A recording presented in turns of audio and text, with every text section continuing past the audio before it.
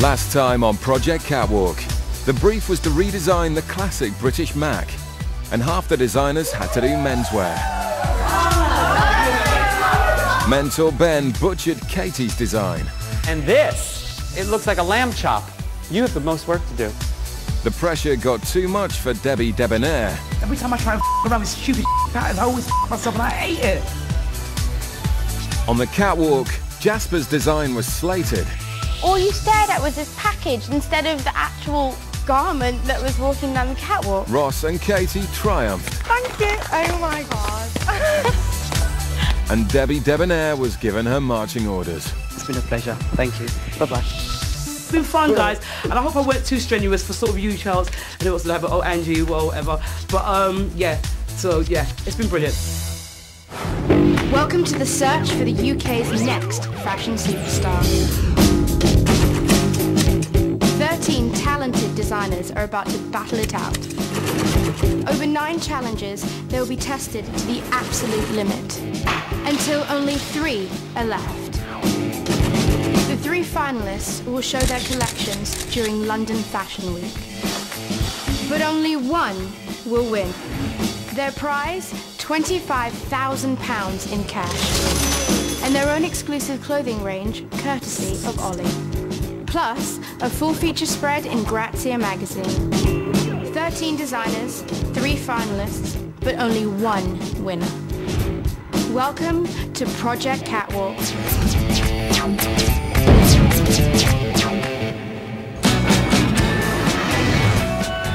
It's the start of the designer's 4th week.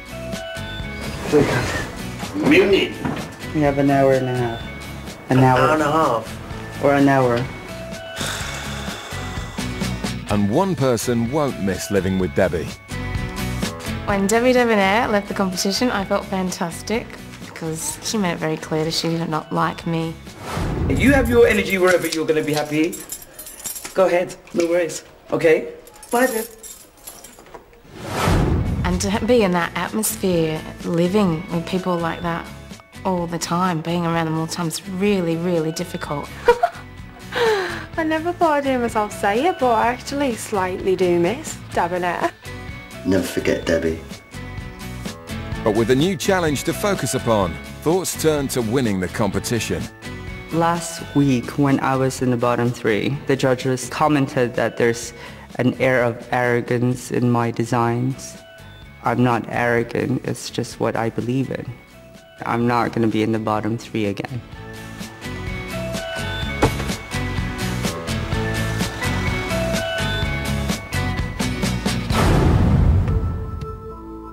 Hello designers and welcome back to the Catwalk again. Your next challenge is all about commercial appeal, so we'll be sending you to the high street to see if you've got what it takes to design for a popular fashion chain. Good luck, and I'm very excited to see what some of you will be coming up with for this next challenge. The whole butterfly thing just does come when we get to this point when we sort of don't really know where we're going. Really hoping it's something up my street, so I'm not in the bottom 3 this week. The designers are heading off to the headquarters of fashion brand Firetrap. This popular high street chain has built its success on designing casual clothes for young, trend-setting women.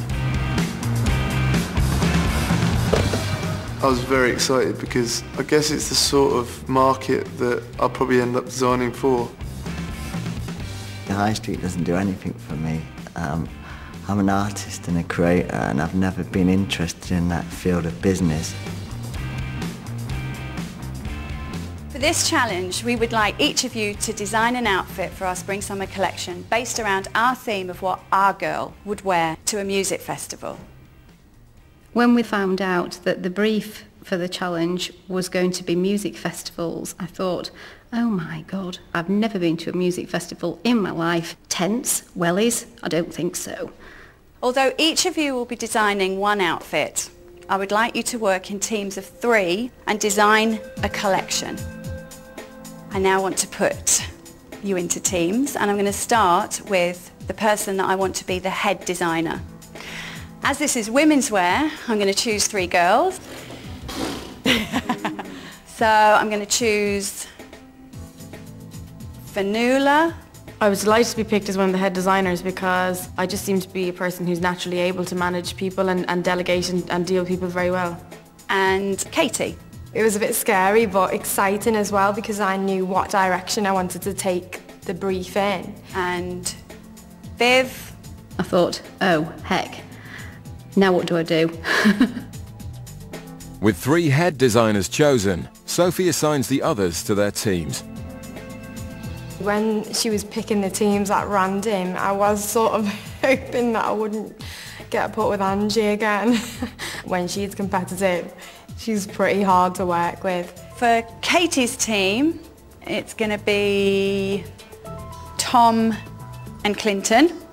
In Viv's team, I'm going to choose Ross and Chelsea. For Fionnuala's team, Angie and Jasper. When I found out I'd be working with Angie and Jasper, I thought because both of them were in the bottom 3 last week, they'd both really want to prove themselves and work really, really hard. I was hoping I was going to go with either Clinton, Ross or Tom, but it was Fionnuala. Although each designer has to make their own outfit, it has to look like part of the team's collection. We need a collection that works together, so with elements of the same colours or the same fabrics or... Housewife Viv is teamed with fashion student Chelsea and East London lad Ross, who works in a high-end boutique. I mean, I'm quite happy to take inspiration from you because it so is way outside my life, you know? It's rock meets new rave with sounds. It's a combination of electro sounds and rock. And it's about every Tom, Dick and Harry just picking up and being like we used to be years ago. I did feel actually totally out of my depth with this challenge in terms of what those sort of people wear. What's been going on with the scarf movement about, you know, like with the war thing, we're wearing these Arab scarves and we're wearing this kind of... When the 3 of us started brainstorming, I was really frustrated. I feel that Viv didn't really seem to get it. Themesters meets hippie kind of whatever. We don't want to bring in too many colours, we want to keep it quite like... Yeah. Recent graduate Katie is the head designer of her team, which is made up of menswear graduate Tom and evening wear specialist Clinton.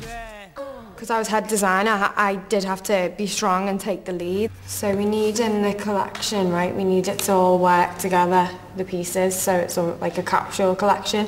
So we were thinking a nice jacket from you.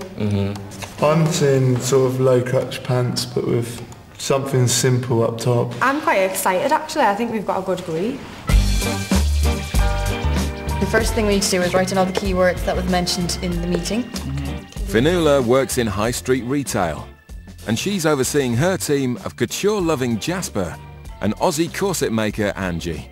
Okay, so if we came to my mind in the meeting was like a shiny purplish violet fabric. I think we need to talk about what we want to say rather than details. We can do that later. Angie was a bit disruptive and not really listening enough. But I think it's essential to listen to people. I hope Angie will learn that from this exercise.